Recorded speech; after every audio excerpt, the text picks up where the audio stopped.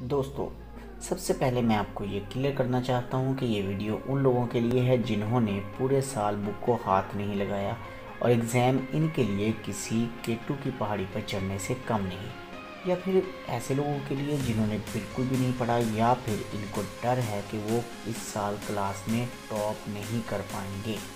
तो अगर आप इन दोनों बातों के दरमियान में आते हैं तो ये वीडियो आपके लिए है और ये वीडियो आपके लिए बहुत स्पेशल होने वाली है, इसलिए इस वीडियो को शुरू से लेकर एंड तक ज़रूर देखिएगा। आपकी हर प्रॉब्लम का सलूशन ये बनने वाली है वीडियो।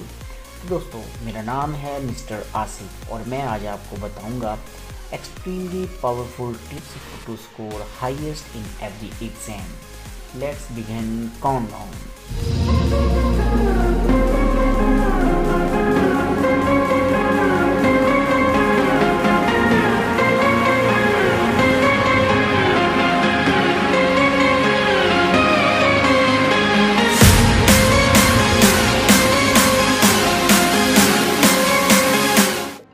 दोस्तों, अभी मैं जो आपको कुछ टिप्स बताने वाला हूँ, आपको बस इनको फॉलो करना है।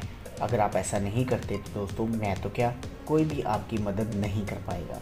तो बढ़ते हैं अपनी टिप्स के बारे में। तो टिप नंबर 1, कुछ पाने के लिए कुछ खोना पड़ता है दोस्त। अगर मैं गलत नहीं हूँ तो आपके मेन एग्ज़ाम में बहुत कम टाइम बचा हुआ है, तो फिर आप अपने टाइम को सही से स्पेंड कीजिए। और अगर आपने अब तक अपने टाइम को ठीक से इस्तेमाल नहीं किया तो आपको बहुत नुकसान हो सकता है। अगर आप अच्छा स्कोर करना चाहते हैं तो आपको अपने मोबाइल फ़ोन को छोड़ना पड़ेगा। अगर आप पूरी तरह से इसको नहीं छोड़ सकते तो आप एक शेड्यूल बना लीजिए। 2 घंटे पढ़ाई के बाद 10 से 15 मिनट मोबाइल यूज़ करना है, फिर वापस 2 घंटे फिर पढ़ाई करनी है। और इस तरह आप अपने आप को रिवॉर्ड दे सकते हैं और पढ़ाई पर भी पूरी तवज्जो कर सकते हैं। इसके बाद अगर आप अपने दोस्तों के साथ घूमने फिरने के आदी हैं तो आप इसमें भी ये टेक्निक इस्तेमाल कर सकते हैं। आप अपने आप को रिवार्ड दीजिए। 2 घंटे पढ़ाई करने के बाद या 3 घंटे पढ़ाई करने के बाद आप थोड़ी देर के लिए अपने दोस्तों के साथ घूम फिर सकते हैं। ये घूमना फिरना आपका रिवार्ड होगा जो आप पढ़ाई करने के बाद देंगे, जिससे आपका माइंड फ्रेश हो जाएगा। इस तरह से आप अपने दोस्तों के साथ मिल भी लेंगे और आप पढ़ाई भी कर लेंगे। लेकिन सबसे पहले ज़रूरी है कि अपने आप को किसी जगह टिकाएं तो सही। आपको अपनी जगह किसी जगह पे टिकाना पड़ेगा, तभी जाके आप अपनी पढ़ाई सही से कर पाएंगे। चलिए अब बात करते हैं कि पढ़ाई करनी कैसे है। Tip number 2, you don't have so much time so don't read books. दोस्तों, अब आपके पास इतना टाइम नहीं बचा कि आप पूरी की पूरी किताबें पढ़ लें।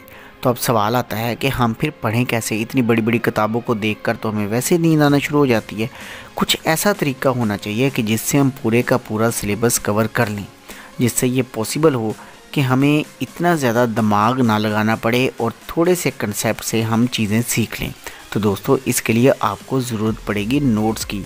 अब ये मत कहना कि तुम लोगों ने तो नोट्स ही नहीं बनाए। हाँ भाई, तुम लोग नोट्स बनाओगे भी क्यों? ऐसे ही आपको कहीं अच्छे नंबर ना आ जाए, कहीं पढ़ाई ना हो जाए। चलो ठीक है, आपकी एक और गलती माफ़ किए देते हैं। किसी दोस्त से आप नोट्स लीजिए और फ़ोटोकॉपी करवा लीजिए। अब उन नोट्स को पढ़ना कैसे है, ये हर चैप्टर में ना कुछ की पॉइंट्स होते हैं। आपको इनको ध्यान में रखना है और फिर पढ़ना है उस चैप्टर में कौन कौन सी इक्वेशंस हैं, कौन कौन सी चीज़ें हैं जो बार बार एग्ज़ाम में रिपीट हो रही हैं। बस इतना पढ़ लेना है, बहुत है आपके लिए। इसके बाद आप अपने टॉपर्स की में के नोट्स लीजिए। आपके पास कोई ना कोई आपकी क्लास में टॉपर्स बच्चे होते हैं, उनसे लीजिए नोट्स। आप फिर क्या करेंगे कि आपने पूरे के पूरे चैप्टर को कवर नहीं करना, बल्कि आपने उसमें से की पॉइंट्स, जैसे मैंने पहले बताया, की पॉइंट्स को आपने पढ़ना है। बस यही आपके लिए काफ़ी है, इसी से आपकी तैयारी हो जाएगी। Number 3, old question papers.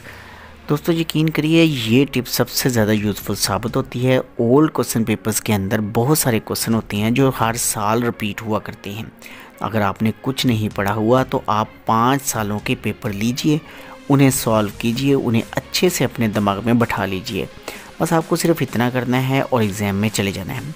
इसके बाद आपके सामने जो क्वेश्चन पेपर आएगा, आप कहेंगे यार ये तो कमाल हो गया कि आपने जो क्वेश्चन पढ़े थे उनमें से बहुत सारे क्वेश्चन आते होंगे और आप बहुत अच्छे नंबरों से उसमें से पास हो जाएंगे। दोस्तों, ये टिप नंबर 3 उन दोस्तों के लिए सिर्फ नहीं काम करती कि जो सिर्फ पास होना चाहते हैं, बल्कि जो टॉपर स्टूडेंट्स हैं उन्हें टॉप करने में भी हेल्प देती है। इससे कंसेप्ट क्लियर हो जाते हैं कि किस टाइप के क्वेश्चन हमें एग्ज़ाम में मिलते हैं। फिर टॉपर स्टूडेंट उस हिसाब से तैयारी करते हैं और वो अच्छे नंबर स्कोर कर जाते हैं।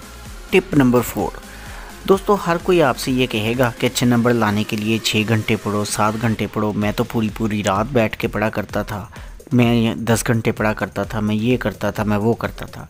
यकीन कीजिए ये सब लोग झूठ बोलते हैं। मैंने खुद अपना पर्सनल एक्सपीरियंस कर रखा है, जो मैं आपको बताने वाला हूँ कि 8-8 घंटे की कोई ज़रूरत नहीं होती पढ़ने की। आपने सिर्फ उतना ही पढ़ना है जितना आप पढ़ सकते हैं। मैं फिर रिपीट कर रहा हूँ मेरे दोस्तों, आपने पढ़ना सिर्फ उतना ही है कि जितना आप पढ़ सकते हैं। लेकिन जो आपने पढ़ना है वो आपने 100% माइंड के साथ पढ़ना है। जब आप पढ़ने के लिए बैठ जाते हैं तो फिर आपका ध्यान इधर उधर नहीं जाना चाहिए।